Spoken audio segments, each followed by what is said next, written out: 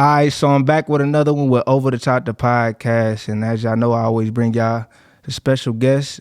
I think I'm a little loud. Okay, I'm good now. But as y'all know, I always bring a special guest, and I ain't been back in a while, so I know y'all miss me. And I had to bring my big brother, my mentor, on here. I'm gonna let him introduce himself, man. I'm glad to be back, and I'm extra glad because I told him I wanted him on there. I wanted him on here, so I'm glad he on here, and I'm gonna let him introduce himself.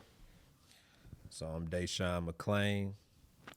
I'm a black yoga instructor. Yeah, I like to say black in front of that because I want you to know what I am. Absolutely. Community health worker, and I'm also, I like to call myself a professional motivator. Man, absolutely. And man, the reason I wanted him to come on here is because first of all, he helped me get through my hiatus. I ain't like he really helped me get through it. I was talking to him more than anybody through my hiatus, and just before that when we met, knowing that he was a black yoga instructor, that's just wild to me. So I really want him to talk about that, talk about some mental health things. And yeah, we're gonna get straight into it. Straight into it, man. Talk about yourself a little bit, like what got you into this yoga? Who is De'shon? So De'shon, man, I had to think about that for a quick second, but I'm a king, and you're a king as well. I like to address brothers like yourself as kings. Give them a Absolutely. little motivation to hold themselves at a higher standard. Um, and what got me into yoga, I had lost my way, Mm, and I was trying to find myself again. mm, And I don't know, it was a young woman I was dating at the time, and she had told me to come to a yoga studio. So I ain't gonna lie, when I used to think about yoga, I thought it was like just old white people stretching. right, yeah. And I was like, I ain't really into all of that. But she wanted me to go, so I went with her. It was a yoga studio called the Hot Room, Mm, and it's located downtown. So I went there, and I did a hot yoga session with her, and I was like, okay, this ain't bad. And I think I went with her a second time. This might have been in like 2019. And after the second time, I started going by myself. mm, And at the time, I didn't think about the mental part of it. It was only about stretching because at the time I was still, I wouldn't say boxing, but I was training. I was lifting weights and stuff like that. So it was more of like, oh, I get to stretch before I work out. This feels good. And then I had met a woman by the name of Precious. shout out to her. Come on now, shout out to Precious. I now call her my guru, but at the time when I met her, man, she just had this like real warming, just vibe about her that just every time I talked to her, I felt like I was just melting. And I haven't felt that way in a long time. It was like that motherly feeling. And she used to talk to me every time I went into the yoga studio. And long story short, one day after coming there for a while, she was like, "You should teach yoga." And I was like, I know that threw you off. yeah, I was like, nah, dog, I ain't really with all that. And she was like, okay, just think about it. And it wasn't like she was pushing it on me, but she knew what she was doing. She was really planting the seed. Yeah. So I would come in again, and she was like, have you thought about what I told you or what I asked you? And I'm like, yeah, I'm cool. And I ain't about to be in here teaching these white folks. That was my mindset. Yeah. And then I got another homegirl by the name of Sky. Mm. And she was saying the same thing. Why ain't you gonna do it? You might as well. And I'm like, man.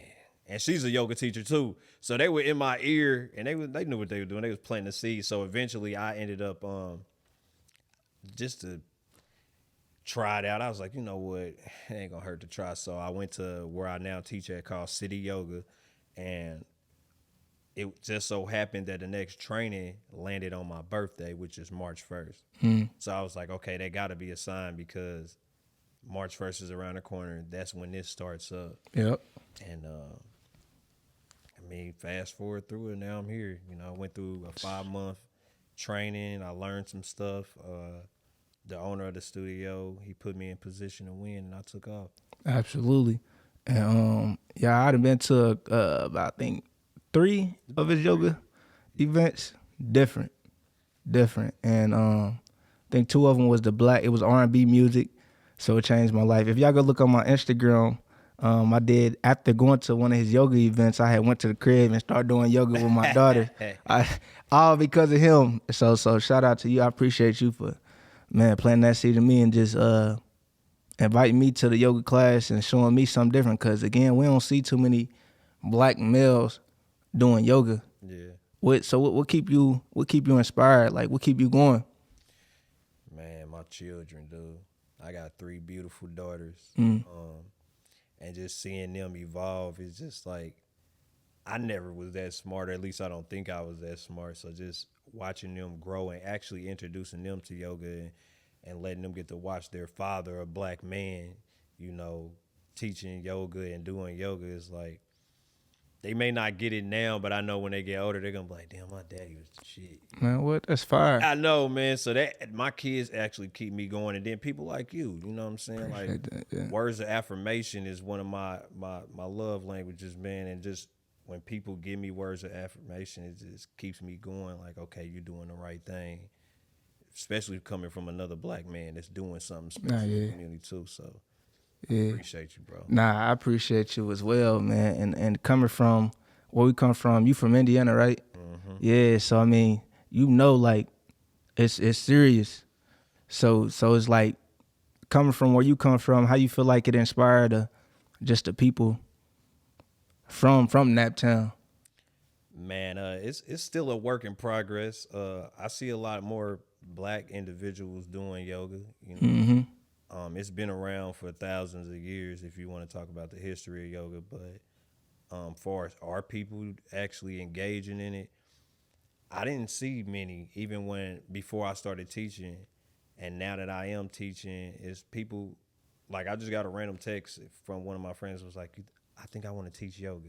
Wow. And I'm like, go for it. You know, I'm always encourage you to do what you feel like you want to do for a purpose. I found mine. Yeah. So yeah, man, it's just it's just a beautiful feeling, man. It just be able to evolve, especially coming from where we come from and watching other people kind of slowly change their lives.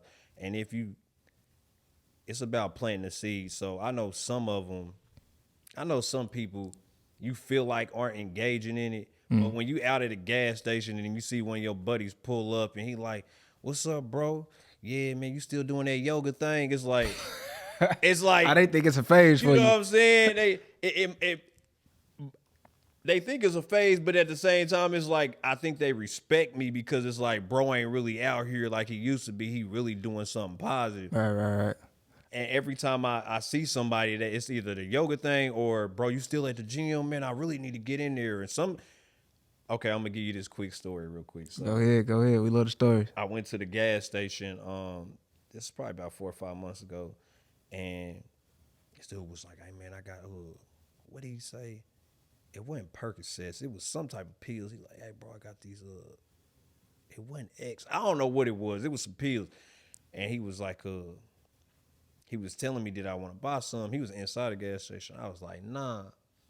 I said, but I teach yoga. You should come. And his buddy looked at him, and then he looked at me. And these are young dudes. So, most young dudes, if they don't really respect you, they'll say something off the charts or something. He was like, bro, I really think I need that, though. He was like, y'all do meditation? I'm like, damn, he really engaged. Yeah. And I gave him my number and everything. Now, did he show up? No. But I still got his numbers, so it ain't. And it's a seed planet as well. Yeah, it's a seed planet. You know what I'm saying? Yep. Man, it's beautiful, bro. Nah, definitely. I wanna go into your story too, just to show them how, like, you're a yoga instructor, but where you come from, people wouldn't even put the two together. So, you know what I'm saying? If you tell a couple stories about, just your upbringing and maybe some of the things that you went through and you've grown from. Look, and I'm over there talking like you know. Yeah. Nah, it's all good, but man, I ain't gonna lie. When I was younger, I used to always try to fit in. You know what I'm saying? I was always a goofy little dude, but I always wanted to fit in, and I used to have low self-esteem too. A lot of people probably couldn't tell because I was so goofy. Yeah. But I used to want to be like the little light-skinned dudes with the brown eyes because they got all the girls, you know what I'm saying? And I wasn't fortunate enough to get all the girls, you know what I'm saying? I had acne bad. I had a gap. You know, I got my braces off. Shout out. But I had a gap and everything, and I was self-conscious. And I used to want brown eyes and all, because that's all I seen. Mm-hmm. But then when I started getting older and I started coming into myself and started being more, confident, it got a little crazy, because then I started running with dudes that we all were lost. You know what I'm saying? Yeah. You really can't blame it. I really don't like to say that they were bad influences or anything, because they was just a product of their environment. Yeah. I started trying to be like them. I was carrying a gun at 17. My mama didn't know half the stuff I was doing. She raised us well, but we still broke the rules. Yeah. So I really can't blame her. And I hate when people go on the internet and start blaming parents for some of the stuff the kids are doing, because half the time, man, these parents are in survival mode. They don't know what their kids doing while they at work. Facts. A lot of us didn't have our fathers. And then some of us that were fortunate to have our fathers, we still were trying to fit in with the one that didn't have his father. Mm-hmm. We want to be like bro. Bro seemed cool to us. Mm-hmm. And that's what I was running with. He seemed like a cool dude. He smacking people in the face for no reason, whatever. Little dumb stuff like that, bro. And I wasn't a bad kid. I just made bad choices. Decisions, yep. Yeah, bad decisions. And, man, I don't know. The first time I went to jail, I was 18. The first time I did a robbery, I was 19. After that, I was 20, did a robbery when I was 21. It was more after that. A lot of stuff I did, I never got caught for. I had found out that I've been locked up 10 times. I didn't even know that. So a police officer looked me in my face and was like, "Oh, wow, so you've been locked up 10 times?" And I was like, He hit you with one of them. yeah, even one of them, man. And I was just doing a lot of stuff, man. I was robbing people. I was smacking people for claiming my hood. And to be honest, I don't even own the block. Right, You know what I'm saying? And to be honest, so I don't even say it no more, but most of my family from the west side of Indianapolis, either Hallville or Land Life. Mm-hmm. We moved around a lot. So I stayed on Post Road. I stayed on 10th Street. That's how I know all these people from the east side, south side, and all these other different places. I only claimed Hallville at the time because that's where my family was from. You know what I'm saying? Yeah, If you want to be real, like, we lived over there, but we always moved around. So I knew people over there, but I wasn't over there from a young pup all the way up. I was moving around a lot. And that was me trying to, so I would smack people for claiming Hallville that I felt like wasn't from Hallville, just trying to fit in. Yeah. It took, when I was turning 21, my brother got shot in front of me because at the time I was blaming myself for the choices I made instead of being a big brother and trying to, calm down the situation. I swung on the first person I seen. It was us versus a whole party of dudes. Instead of us walking away, I swung. I knew they was going to swing. Landed my brother getting shot, and he's no longer here. You know what I'm saying? Man, sorry for that. That happened in 2009. 2010, another one of my brothers got shot and killed. It was him, and it was another one of my brothers. The brother that died. Hold on, I'm getting it mixed up. The brother that survived been in and out of prison his whole 20s, so he kind of still kind of like institutionalized. And he got shot a year or two after he got shot that time with my brother. Dang. You know what I'm saying? I done been in midst of shootouts, all type of just crazy stuff, man, just that I ain't proud of, but I honestly can say it made me who I am today. Absolutely. So where was the turning point? Man, the turning point was when I had my daughter. So I'm gonna tell you this story. The brother that died in 2010, I got a phone call, and it was my phone was blowing up, but I wasn't answering it. And I didn't know at the time it was people calling to say two of your brothers got shot and killed. One of them they thought was dead, but he really survived.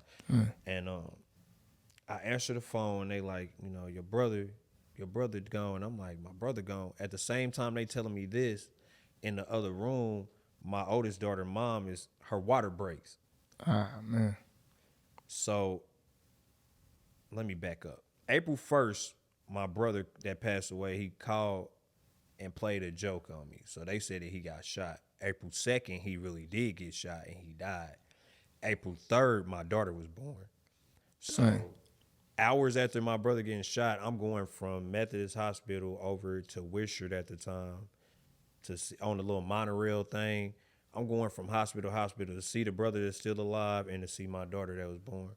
And I named her Angel because that was my turning point. I feel like she saved me because I was on the path of destruction, bro. And after that, man, I had 2 more daughters, and I kind of changed after that. I was still doing little dumb stuff like going to the club and getting drunk and hanging out, but all that robbing people and stuff, man, I had put that behind me after I ain't gonna say after my first daughter, Yeah. but after the next 2 came, it was just, I was a family man. Yeah. Yeah. Dang, so with all you been through, with all that trauma, how do you cope? What do you do for your mental health? Man, meditation, dog. What's the benefits behind that? Bro, just mental clarity. Like, Mm. even if you wake up and do 5 minutes of meditation, I had seen this researcher. He did some research. I forgot his name.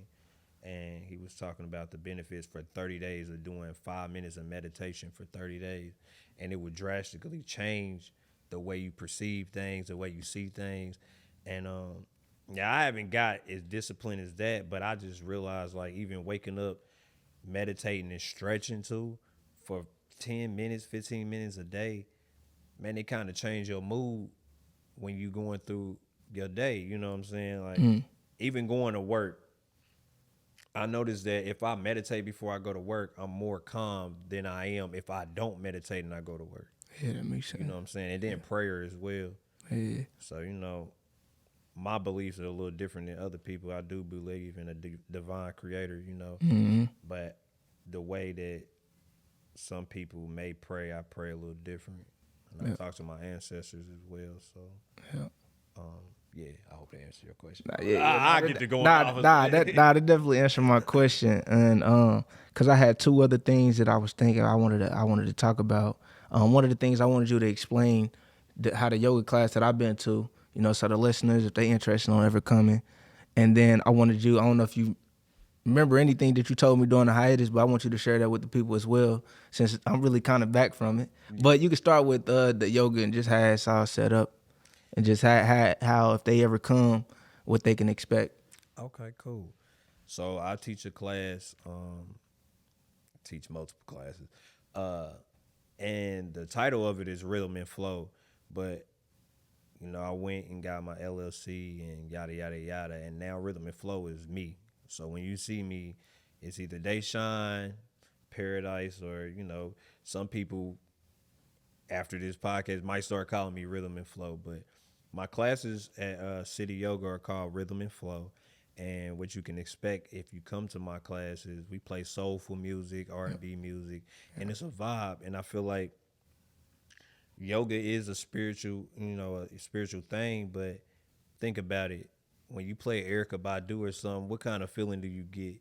Oh, you feeling good? You be, feeling? you know what I'm saying? You play some little Jill pose. Scott or something like that. You feel a little good, you know what I'm saying? So why not play that in class while we're doing movement? You know? Absolutely. And all my classes are like that. I got a diverse class as well where everyone is invited, and I don't change up nothing. You get me, Rhythm and Flow. Right. And I still play Erykah Badu. Most definitely.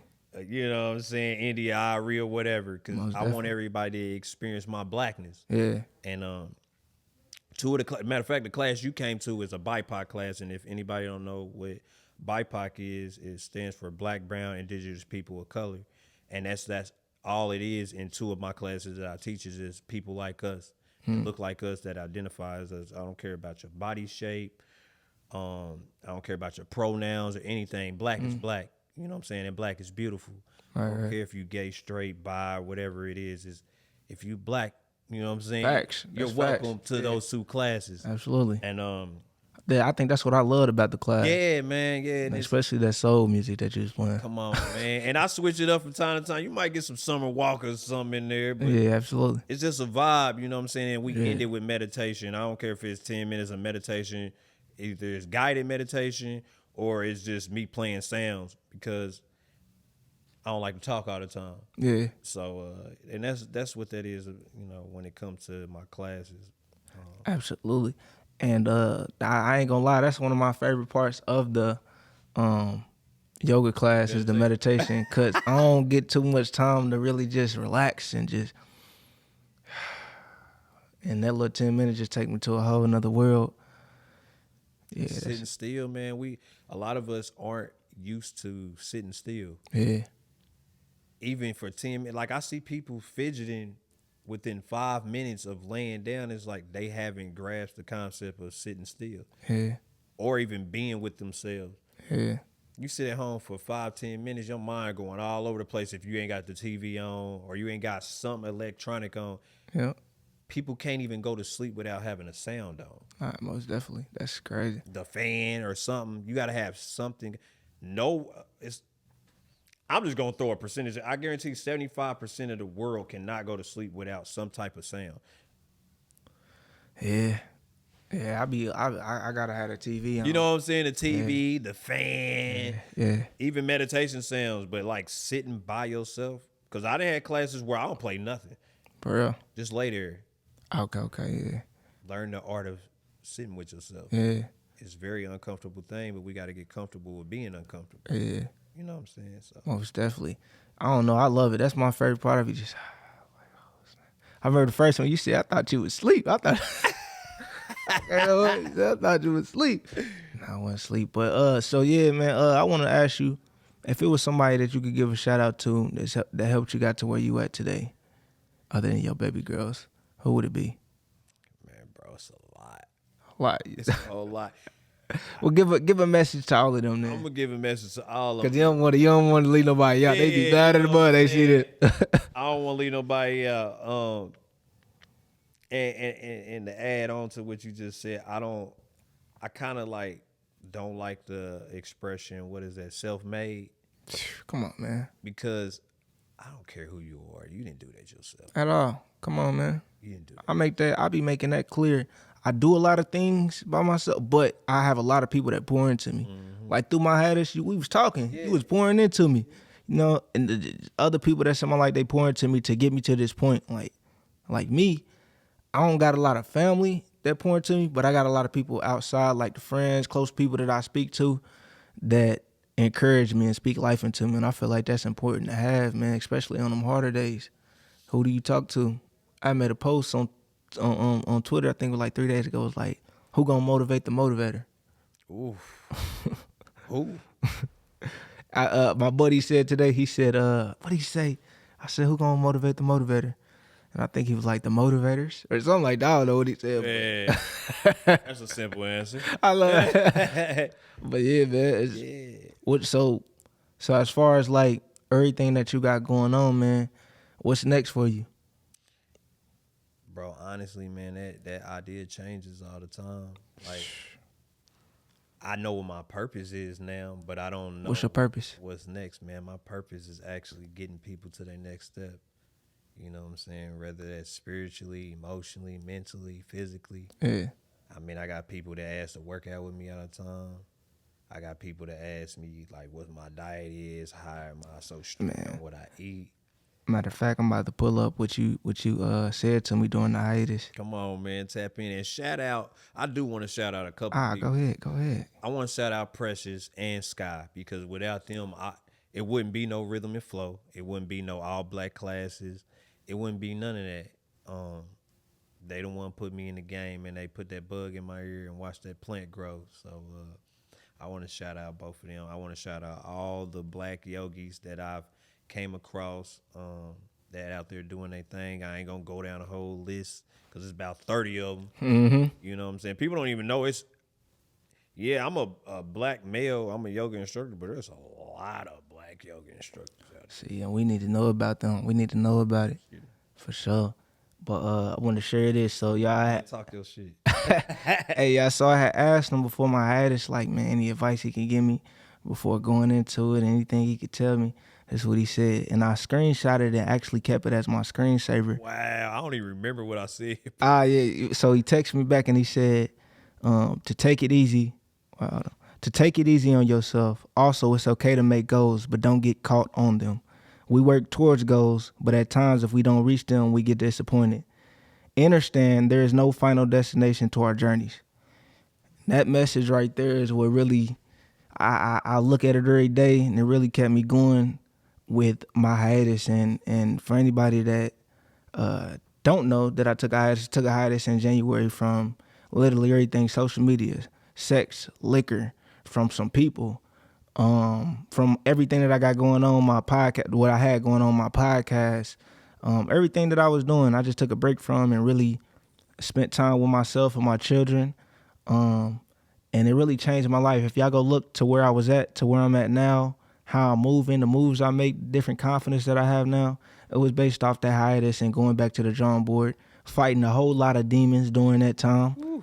Cause with the hiatus, I was sober. I was sober from the dopamine that social media give you. I was sober from the liquor, the sex. You can't run from yourself. I heard a guy today, I talked to him, he said, if you look in the mirror and you see a stranger, it's time to take that stranger on it. Damn, I'm mad, because he killed it. He's like, it's time to take that. Hey, I'm over here staring like, hold on, give me the juice. Hold on, what'd he say? I think he said, if you look in the mirror and you see a stranger, it's time to take that person on a date or something like that. Ooh. But it was fire. I'm gonna have to get back to y'all with that. But basically, in this hiatus, it really, I feel like a part of me died and another part of me grew. And it just took me to the next level. Mentally, physically, spiritually, took my confidence to the next level. It showed me who I could become. I encourage everybody to take a break from the world and everybody and just take some time. It don't even got to be for a month. I took a month. It was crazy. But take a hiatus for a week, 3 days, to delete social media apps. Also, I wasn't eating no fast food or none of that. I was eating a whole lot of fruits. I was meditating a whole lot. I wouldn't get no haircut. If y'all seen me, y'all wouldn't even recognize. But I got a question. Oh yeah. I got a couple questions. Can I interview the interviewer? Man, come on. I'm ready. I love the questions. Yeah. So let me ask you this question: what is your deepest fear? Not getting to that level to where I could create generational wealth, I guess. And I know that sounds kind of crazy to some people, but I really do want to get to that level because I've been fighting so hard to get to that level, and I don't want it to be like, he was fighting all that and not get there. Mm-hmm. But also, I don't want to be chasing this thing so long to the point where when I finally get it, and I'll be like, look what I got, I did it, daughters, and my daughter's like, we needed you then, and you were spending all your time chasing that. It's cool, you got it, but I mean, yeah, it don't really matter. It don't matter to us. We don't care about what you achieved, even though you feel like you was achieving it for us. We needed you then, so I don't want to get caught up. That's what I fear, getting too caught on what I'm chasing, and not focused on what's right here and right now. Cause sometimes I feel like I ain't got time. I don't have time to be playing, so I'm chasing it now, and I keep telling everybody to wait, and I can't tell everybody. I can't tell my daughters to wait, So that's me being transparent with y'all. I feel like that sometimes, like, dang, I ain't been the best dad. Yeah. No, I'm calling all these people, but I ain't called my daughters today. Mm-hmm. So I can make time for business, but I can't make time to call my daughters. Yeah. So I get caught up with that, and then not only that, I ain't gonna say I'm about to get deep. Oh, get deep, bro. Get deep. Go ahead and let it out, man. That's why I asked you that question. I really wanted to know. Yeah. Man, that's really my deepest fear because I'm chasing it. And I just don't want to overindulge into chasing that and miss the now, the moment. So focused on the future, but I ain't focused on it now. And I think that was one of the things that made me really appreciate the hiatus because it slowed everything down. We off on there, but we good. It's still on here. Okay. But yeah, that was the thing that really have me in fear mode is I need to slow down. Look at where I'm at now, appreciating the moment, the time that I'm at, and understanding that it's the journey. It, like you said, it ain't the destination. Cause when I finally do get to the destination, it's gonna be like, was it all worth it? Yeah. You missed all the happy times. Like, you gotta stay focused on what's really important. And I get caught up into it because I do have multiple children. So it's like I don't got the free time like other people think I would. That's why my drive really crazy. Yeah. I got to. Yeah. What was your other question? What's your other question? I got some. Hey. Yeah. So, let's take you back 5 years ago, right? Mm. Did you ever see yourself being who you are today? Your 5 year ago self. Did you ever think you'd be where you are today? Or did you already know, like, I already know where I'm headed. I know where I'm going. I know. Nah, I wouldn't think I'd have been. I'd be super proud of myself if I knew that I accomplished the things. I wouldn't even recognize myself. Honestly, I did want more, but I didn't know how I was gonna get to where I'm at right now. But I probably wouldn't recognize myself. I'd probably be like, bro, you did what? If I was talking to myself now and to the 5 year, you doing what now? You doing events, man? You ain't doing no events, man. You ain't win no award, man. You doing a podcast with visual? Yeah. How you doing that? What? Man, stop playing, man. You don't know how to throw no events, man. You ain't inspiring nobody like that for real. So yeah, nah, most definitely. And what really changed my mindset was the books. Like them books really, because it give you different perspectives and it teach you different things. It take you to different places. Yeah. So them books really, I probably anybody that's listening to this, start reading books. All different type of books. I was reading more self-development, financial literacy books, and those books taught me different mindsets and different things, which made me actually write my book. Because what I realized is that's all different people philosophies. That's all different people thoughts and ideas, perspectives. And we all got thoughts and ideas, perspectives on different things. So we all can write a book, really. It ain't no different from somebody that wrote a book than you. You just ain't literally sat down and wrote it. But everybody can write a book. It's just somebody else's thoughts and ideas. So that's what really inspired me to write my first book. But nah, I don't think I don't nah, most definitely. I look at some of the Facebook statuses that pop up from like 3-4 years ago. I'm like, what was I talking about? Tripping you out. Why am I cussing like this? Like, Shit. what type of ignorant type of? I'm making ignorant posts. I'm like, what was I on? I know the grown people on my Facebook like this little dude ignorant. I can't even. Man, it's crazy.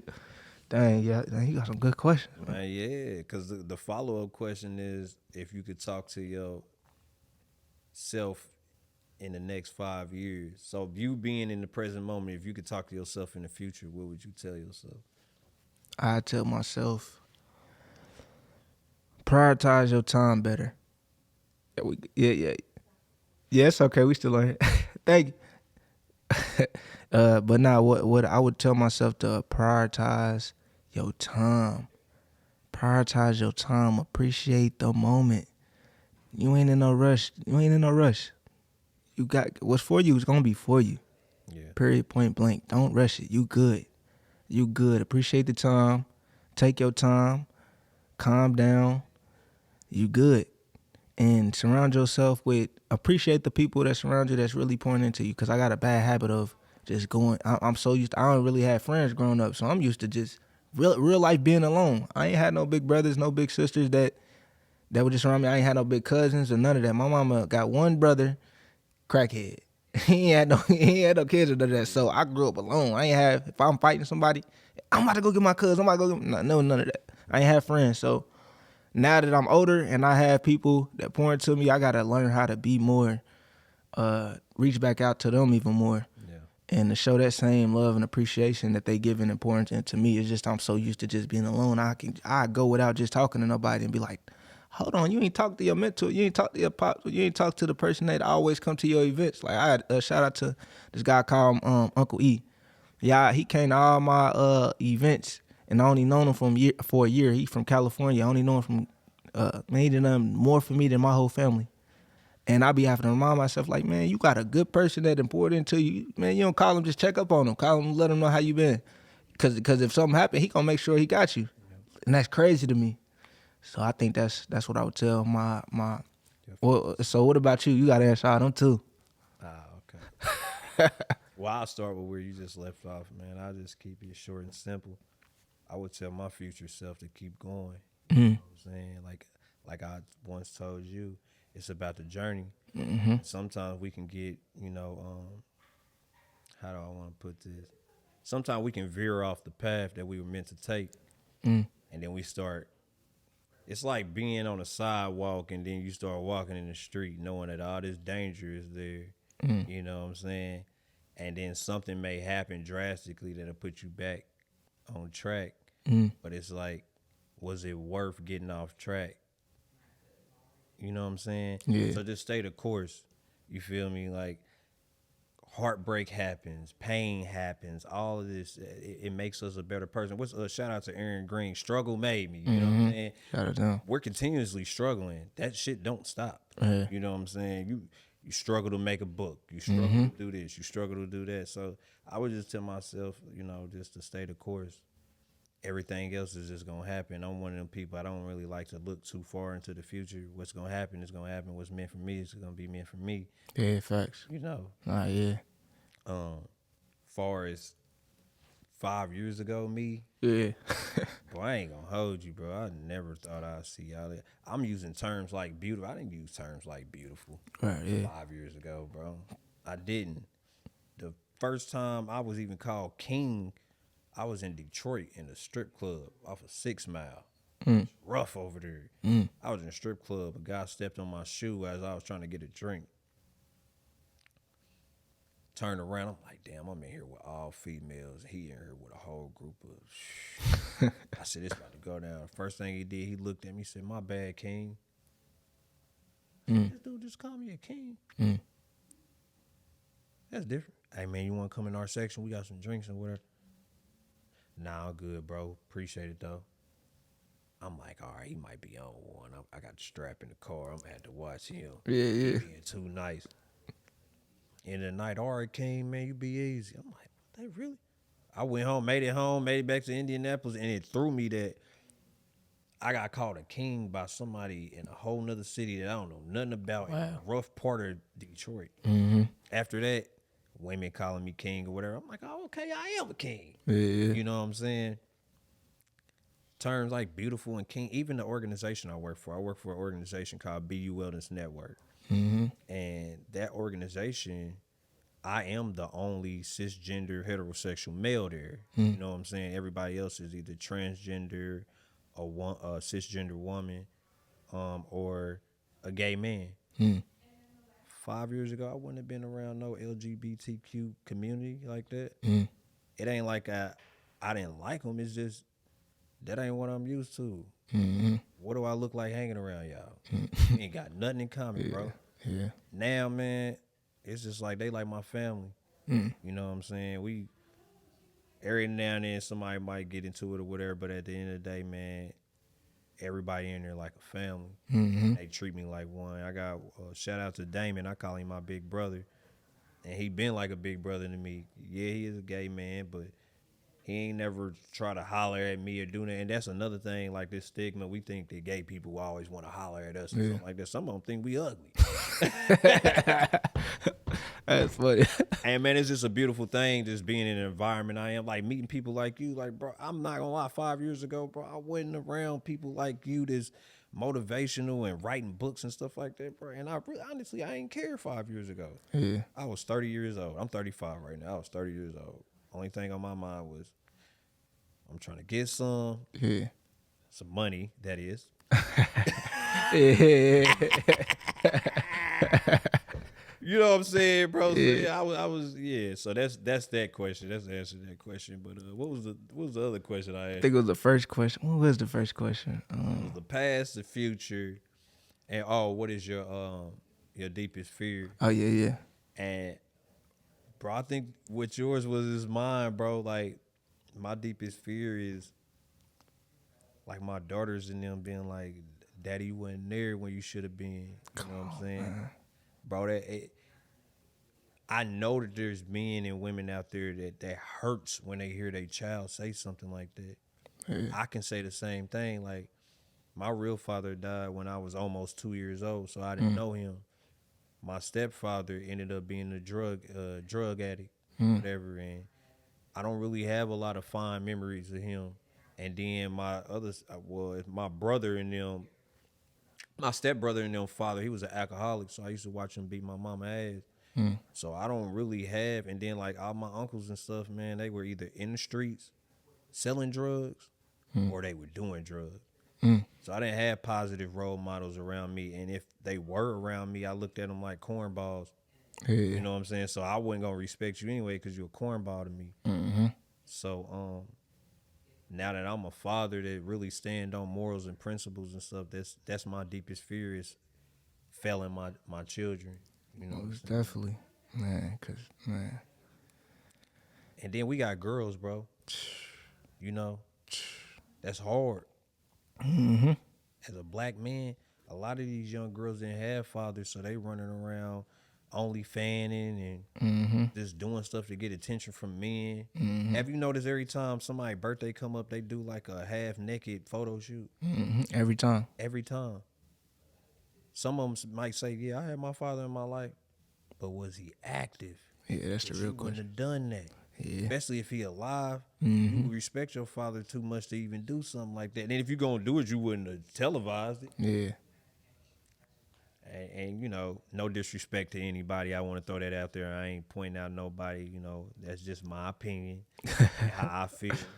I don't love you any less, Queens. I'm Mm-hmm. just saying, you know, whatever. So Nah, definitely. It does play a huge role, cause I see how my twin is had played a role with her with our pops not being, I guess, in the household, you know, as well, to help build that confidence. She had to learn how to build her own confidence. And you know, that's different, yeah, to learn how to build your own confidence, especially after dealing with all these busters. it's a lot of 'em. You know, and then they tear you down even more. Yeah, Yeah, nah, definitely having them baby girl. That's one thing that really bothered me, cause it's like me as a young father.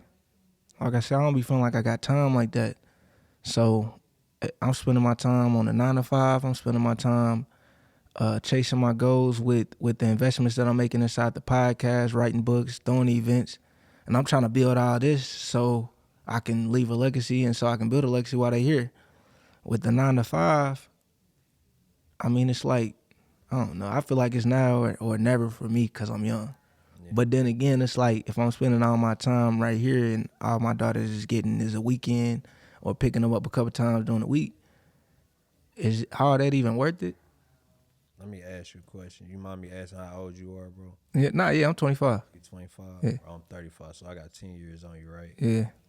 Bro, 10 years ago, bro, I wasn't thinking or moving like you. Yeah, I was in the house with my children, Mm. kind of like, you know, you always with your children. But the way you think, bro, I wasn't like that, bro. I didn't care, bro. You know what I'm saying? Like I was there, I did what I was supposed to do as a man halfway, but I wasn't there. I treated my younger two daughters' mom, I treated her bad. I didn't I didn't have any guidance. And even though that's not an excuse, I didn't have men around me like, bro, you shouldn't be doing that, you shouldn't be doing this. I had men encouraging the bullshit I was on. So I'm dogging her, I'm staying out late or whatever. My children are in the house, but I'm not actually with them. You know what I'm saying? Yeah, yeah. I see you actually with them, and I'm proud of you for that because Appreciate that. at that age, bro, a lot of us wasn't like that. Yeah. And the fact that you around men that are twice your age or a little bit older than you or whatever, and you get to, bro, you ahead of your time, bro. I ain't gonna hold you, bro. Like I brag on you a whole lot, bro. You Hey, I ahead of appreciate your that. time, bro. You doing yoga with your children. Man, 10 years ago, I wasn't thinking about no goddamn yoga. I didn't even know what yoga was, to be honest. I didn't think about no yoga. I was thinking about chasing ass. Hey, hey, real. You know what I'm saying? Yeah.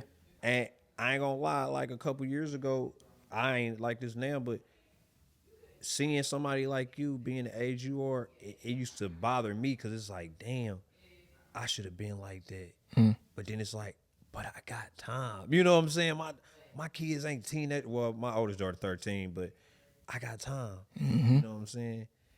And that's why I'm always surrounded by so many black women, like from the yoga teachers to whatever, because they're naturally nurturers. Man, come on, man. And they know it. You ain't gotta say you ain't feeling good today. They know it. They know it, and it's gonna teach me how to do that with my daughter. Bro, I ain't gonna lie, I don't know what it feels like to be a nurturer, and now right now I'm being vulnerable with you. Yeah. But I don't. You know what I'm saying? Like when my daughter fall and scrape her knee, come on, get up, dust it off. You all right? All right, baby, give me a hug. All right, go on about your business. Instead of let me see your knee, let me look at it. You okay, baby? I'm always, and now I see how they move. They move like one of my daughters, when she cries, she don't even want to show me she crying, bro. She'll turn around, wipe her face, turn back around. I seen it happen. You know what I'm saying? They don't like to cry in front of me because I've taught them that. That's deep because I'm the same way, bro. How you are? Yeah, so it's, when you saying I can relate because I'm the exact same way, and I think the reason I'm like that is because growing up, I never had affection with my mother. Like she ain't know I love. Even to this day, man, you'll probably never ever hear me and my mother say I love you, or me and my twin sister I love you. We just never did that. We never hugged, none of that. We don't hug our mama. We don't hug each other.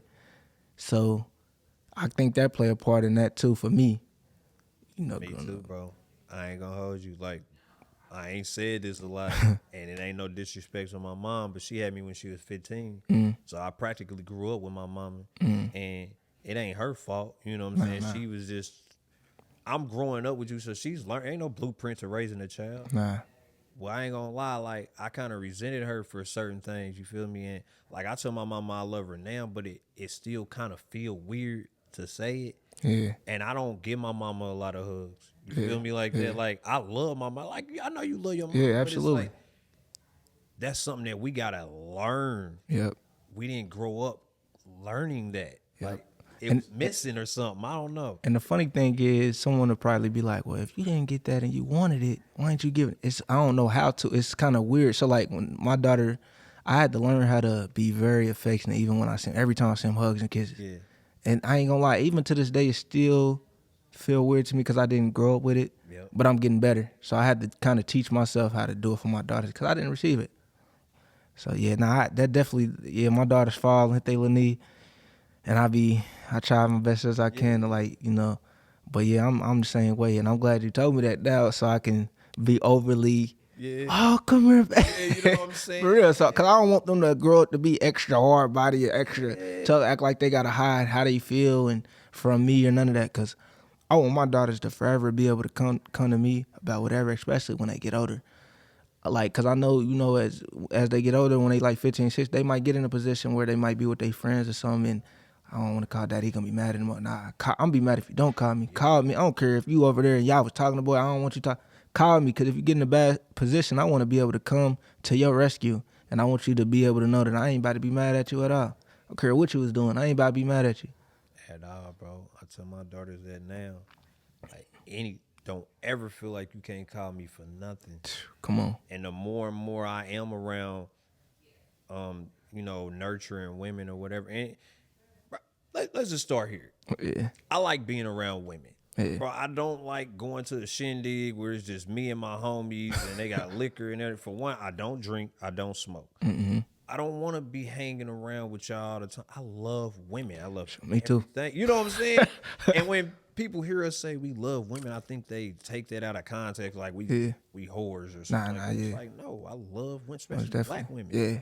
See, I was raised around women, so I'm more comfortable around women anyway. Yeah. So yeah, I definitely feel what you're saying. The vibe is just different. It's different, bro. Yeah. And then they teach you things. Most definitely. I know it's probably for you too. I know you probably could be in a room full of like 6 to 10 women, and they won't even notice that you the only man in the room probably. Oh, they know this big dog. No, I'm saying as far as like.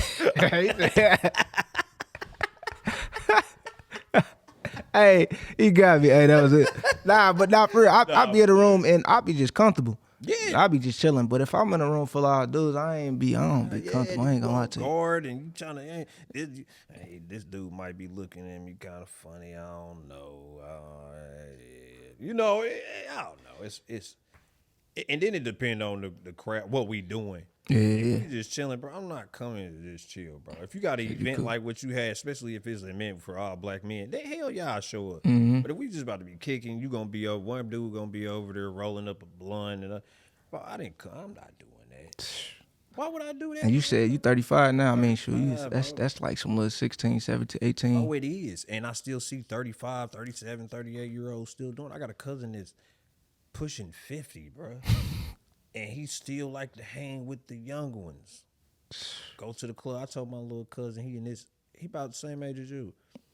I said, bro, that's the example of what you do not ever want to be like, bro. Look at him, bro. Man, at that age, man, you supposed to be somewhere with your wife. Come on, bro. chilling with the on a kid. yacht or Yeah, something. I'm You know what I'm chilling, saying? man. Cigar, kicked up, talking about the keys to elevating. You know. Yeah, I like how you put that. Hey, y'all grab the keys to elevate my book, Demond Hicks, 3 chapters, environment, positive thinking, and intentional action. Don't play yourself, pay yourself. Oh, I like that. I think I'm about to start using Might have that. to write that down. Don't play yourself, pay That's a yourself. good way to ooh, Slide smooth it, okay. slide smooth it. Ooh, Hey, that's I funny. knew I liked you, boy. Hey, but man, I think this was a good episode, man.